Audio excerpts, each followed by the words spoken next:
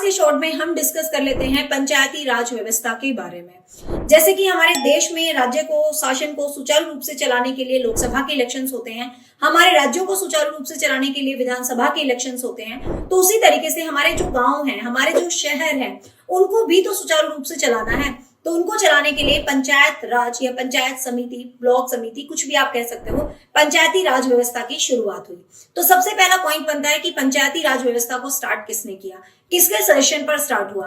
तो बलवंत राय कमेटी की सजेशन पर जो है भारत में पंचायती राज प्रारंभ होता है, जो सबसे पहले लागू होता है राजस्थान के नागौर जिले में।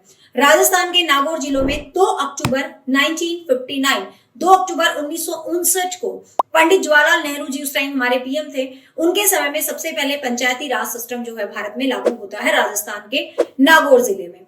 उसके बाद क्या होता है, एक डेट दे दी जाती है 24 अप्रैल 1994 तक कहा गया तभी हमारे देश में स्टेट है उन सभी में पंचायती राज सिस्टम लागू होना चाहिए। इसीलिए 24 अप्रैल को पंचायती राज दिवस भी मनाया जाता है।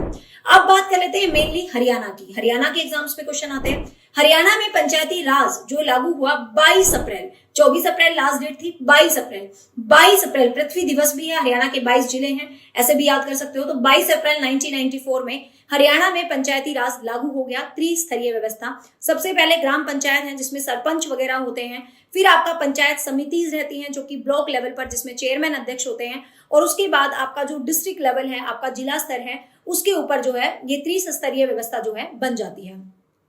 11 अगस्त को इसके अंदर एक मॉडिफिकेशन किया गया 11 अगस्त 2015 को, कि इसके अंदर जो शैक्षणिक योग्यता है वो फिक्स कर दी गई कि आप सरपंच बनोगे तो एटलीस्ट आप जनरल कैटेगरी से हैं, आप मेल हैं तो आप 10th पास होने चाहिए। लेकिन आप एससी कैटेगरी से हैं, फीमेल है तो 8वीं पास भी चलेगा, कोई दिक्कत नहीं है। तो ये शैक्षणिक योग्यता लागू करने वाला हरियाणा देश का दूसरा राज्य बना। सेम पहला राज्य राजस्थान था जिसने ये शैक्षणिक योग्यता लागू की थी 2014 में।